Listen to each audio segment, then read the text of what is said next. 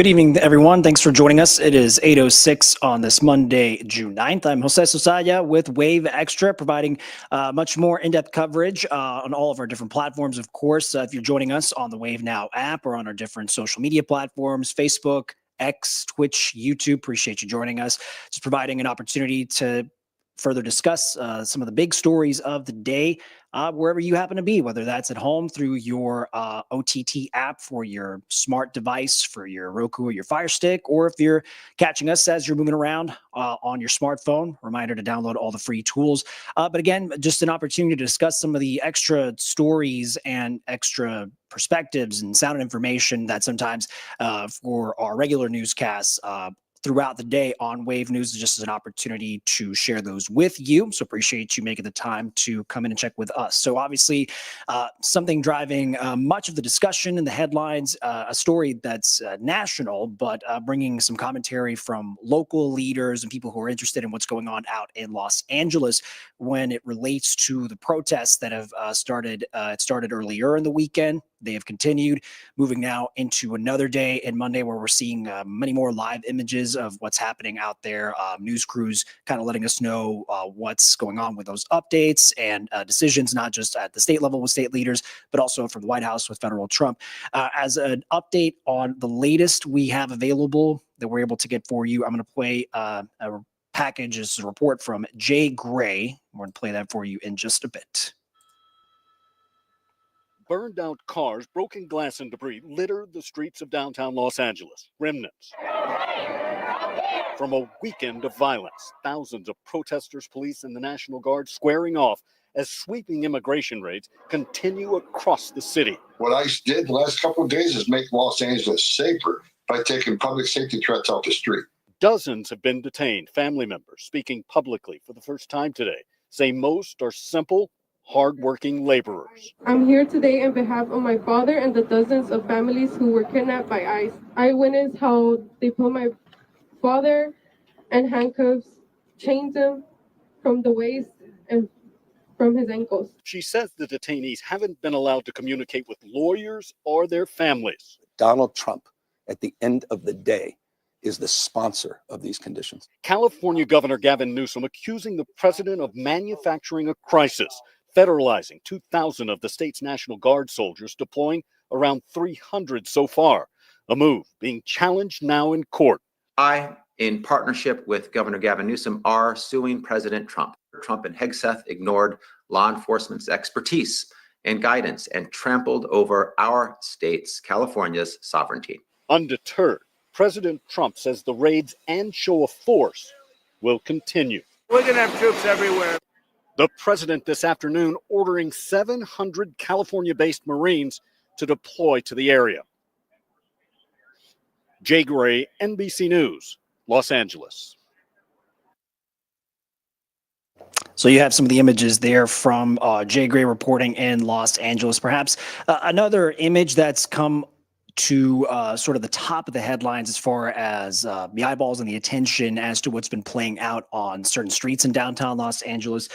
There was a particular exchange that it seemed to scare a lot of people when it came to a reporter who was covering the protests. Her name, Lauren Tomasi, actually an Australian reporter from the channel 9 News Australia, and it was captured on camera. Apparently, she was hit by a rubber bullet while covering the protest, and we're going to show you a little bit of that, just an example of at least the smaller headlines in which the conversation about what's going on in Los Angeles has been driving a lot of the discussion, of course, online. So let's play that little bit for you here. As of standing off, this situation has now rapidly deteriorated. The LAPD moving in on horseback, firing rubber bullets at protesters, moving them on through the heart of LA.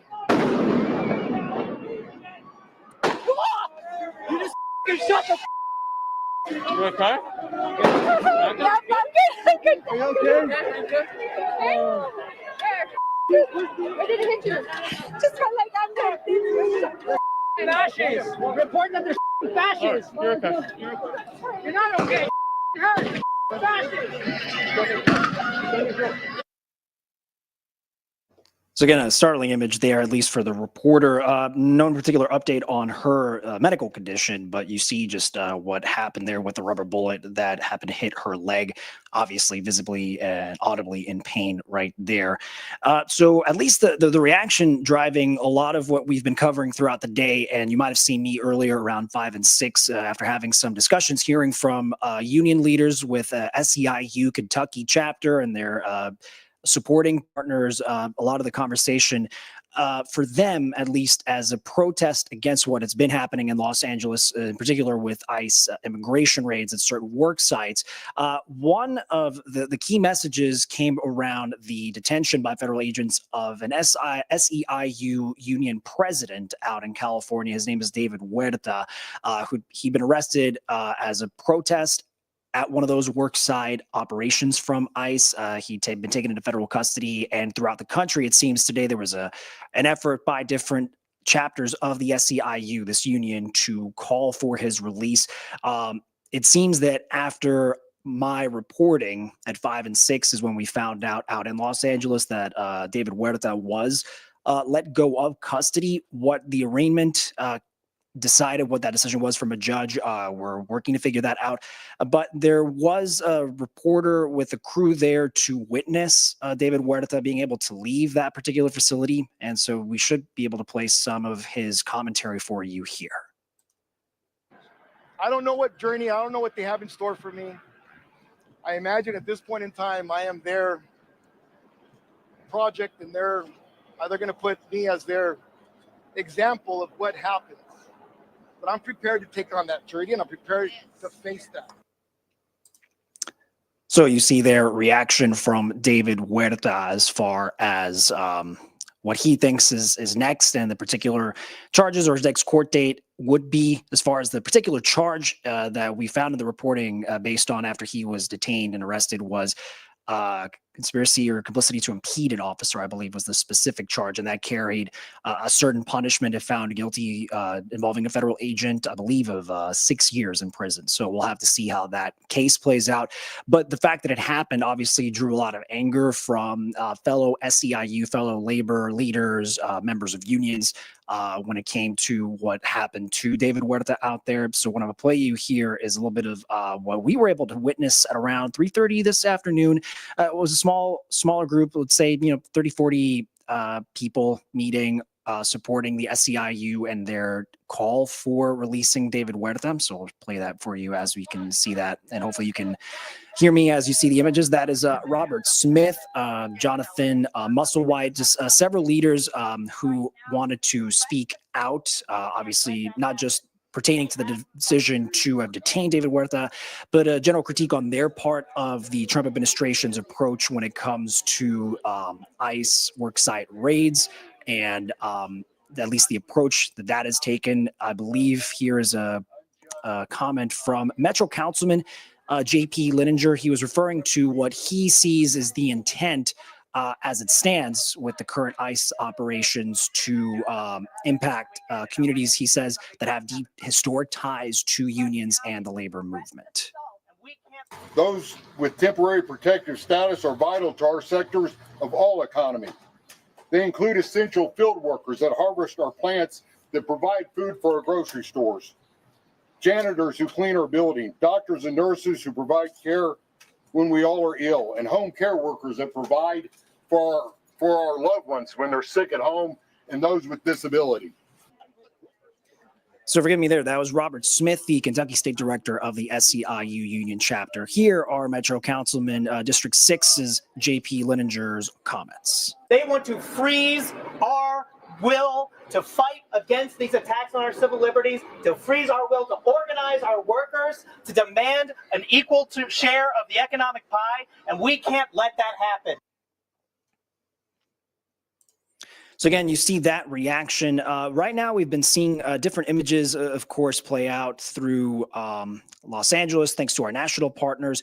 My understanding is we also have a crew of our own, Wave News crew, our Logan Perone, witnessing what has been a growing number of supporters downtown, essentially relating to the same issue when it came to not necessarily specifically just David Huerta's arrest and detention into federal custody, but in general, it seems a protest against ICE and its operations lately in Los Angeles, and perhaps as a statement of critique against the general overall policy approach taken by the Trump White House. Let's see if we can find different sources. I believe if we see anything else popping up on our particular feeds to let you know, just to bring you those images and see what new information we have, we'll for sure bring that up to speed. And so you are aware and informed at home, however you're watching. So lots more to get to, different stories that are going to be interesting and stuff we'll discuss throughout the evening and, of course, moving forward. But you can see these are just some of the perspectives, sounds, and sights of how the events that we're seeing play out in Los Angeles are striking a chord with certain members of the community in Louisville. All right, we're going to take a quick commercial break and be right back. So stay with us now on Wave Extra.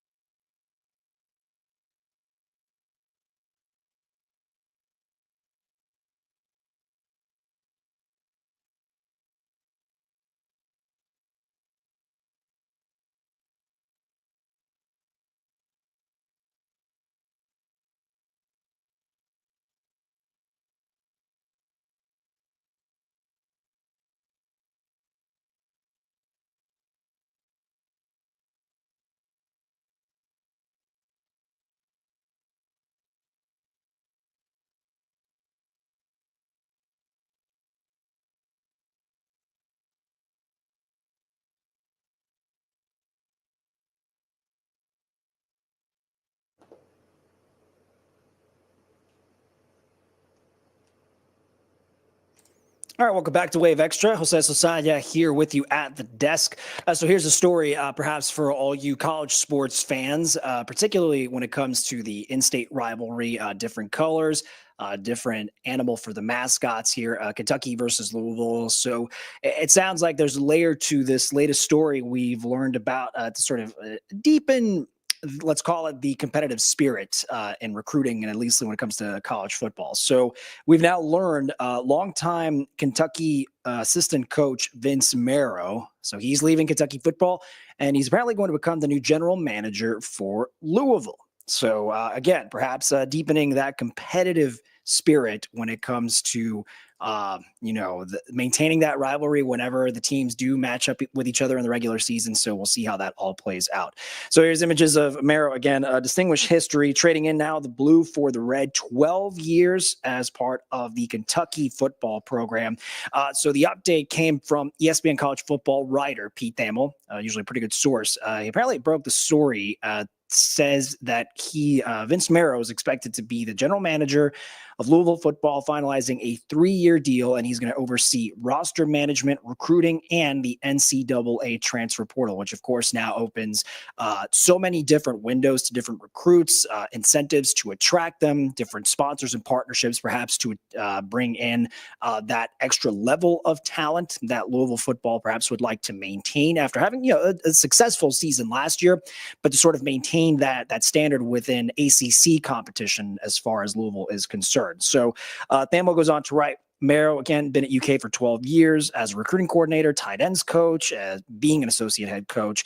But in Thamel's writing, he also called him a dominant recruiter in the Midwest. And he's apparently been a linchpin for Kentucky's own recruiting efforts. And, quote, he brings a reputation as consistently being one of the country's top recruiters. So an asset if you are Coach Brom, and that's that particular coaching staff for wanting someone in your corner who can help convince student athletes to perhaps play their college ball, ideally 3 to 4 years, but to play their college football in Louisville for the Cardinals. The reporting goes on to say, Marrow first joined head coach Mark Stoops' staff as a tight ends coach back in 2012. He was actually elevated to associate head coach back in 2019. So perhaps the question will be whenever we bring in our sports director, Kendrick Askins, and our sports reporter, sports anchor and reporter, Dusty Baker, the stakes, the pros, the cons, where someone as a recruiter like Coach Marrow is going to focus his energy. Is it going to be in-state recruiting? Where else will he venture out to try and establish an infrastructure there for players in high schools that would want to come lend their talents to the football program here at Louisville football? So it'll be interesting to play out in that way. Appreciate you, of course. If you've got any thoughts on what this means coaching-wise, sort of the trading one school, one color for the other, always love to hear your thoughts. In the live stream, we do have, wanting to see those comments from you all on Facebook, Twitch, X, YouTube. Not seeing any at the particular moment. Just seeing different comments pertaining to the story we were starting the night with earlier, the protests in LA. But it'll be interesting to see how it all plays out with new coach, new recruiting top advisor, and how Coach Brom will assess all of that.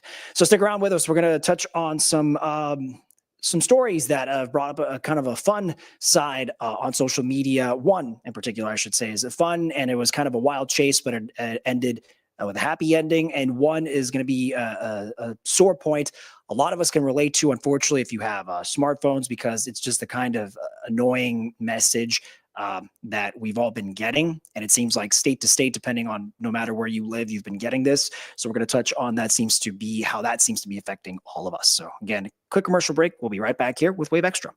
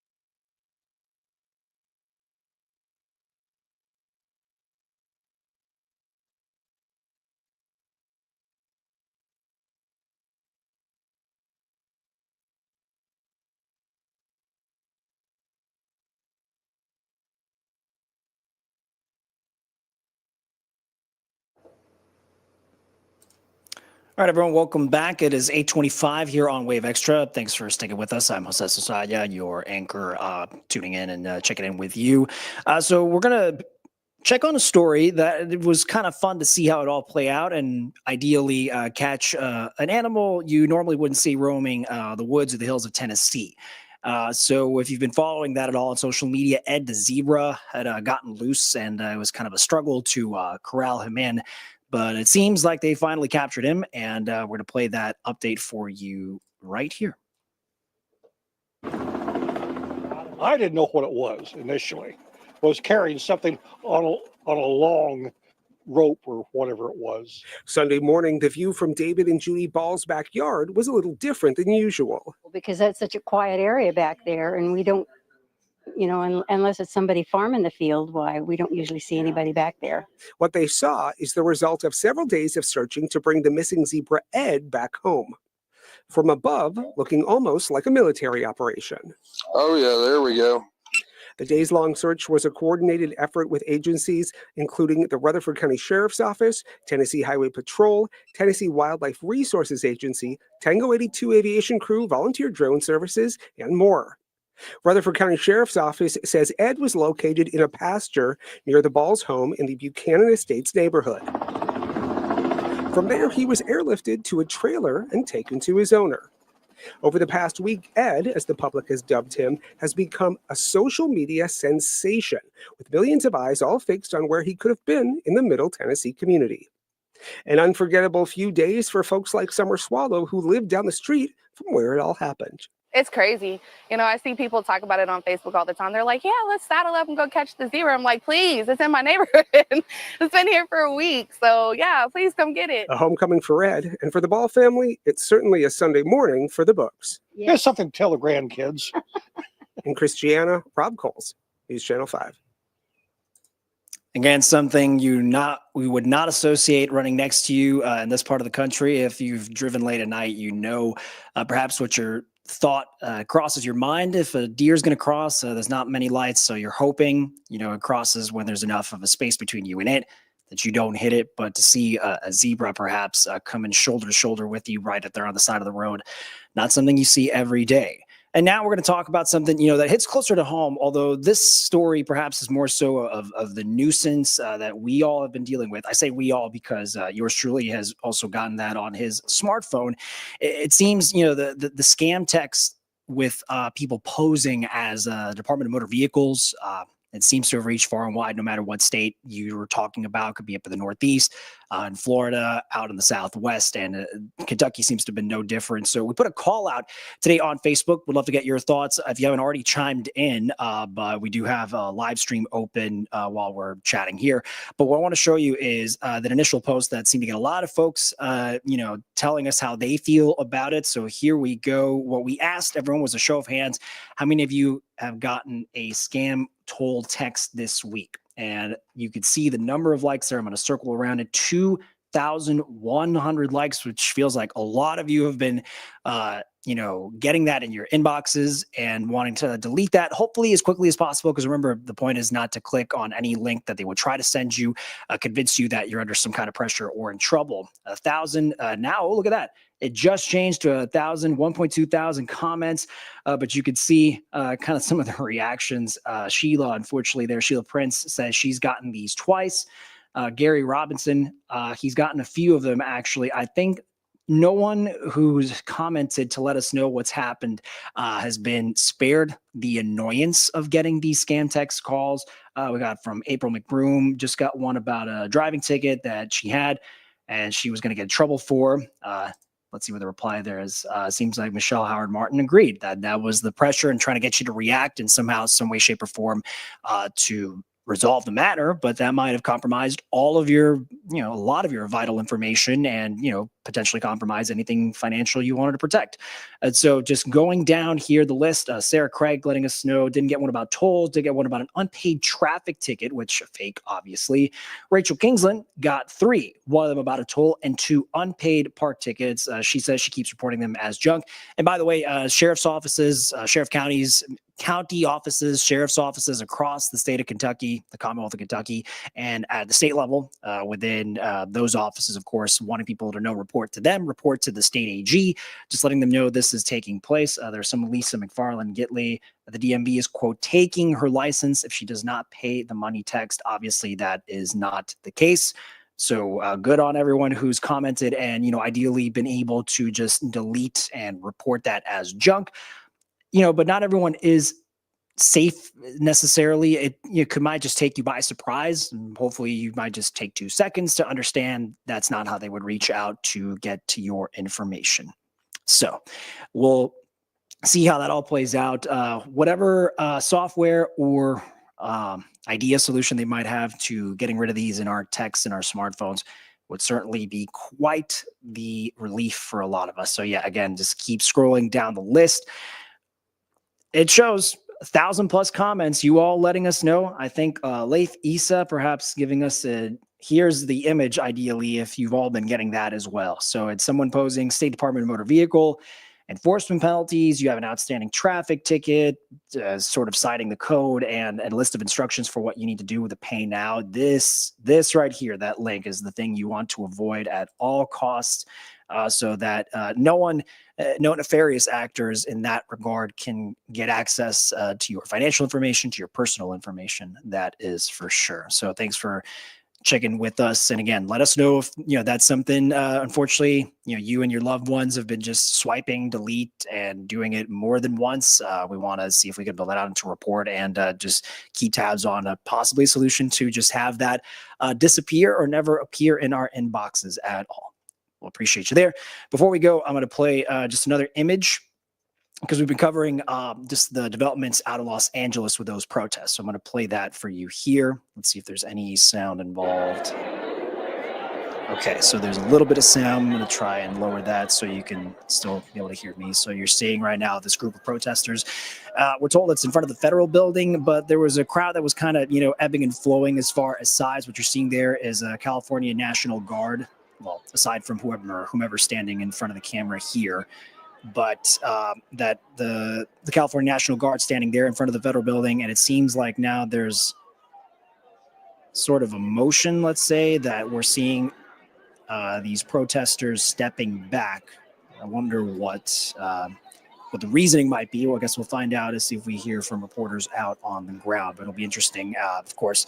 3-hour difference between us here in Louisville and out in California. We'll have to see as the night goes on what the latest is as far as policy decisions with the National Guard. And we've confirmed the headlines of some more Marines and more National Guard now coming into California on the order of President Trump and the administration. So you see a crew there fixing their angle to see what images they're seeing from their camera. I'll bring you back here to the studio and mute that as well. So as we wrap up here, remember, we keep following all the latest headlines when you tune in for us on Wave News at 11. Stay up late at night with us. We're going to check in with our reporter, Logan Perrone, on the Louisville protests, as well protests downtown in regards to ICE's actions and any other latest headlines. We'll make sure to have those for you if you have your smartphone. Remember to download the Wave News app, the Wave Weather app. We're going to have all the headlines. Of course, everything gets updated as soon as possible on our website, wave3.com. So again, appreciate you joining us for this segment of Wave Extra. We will see you tomorrow. Take care.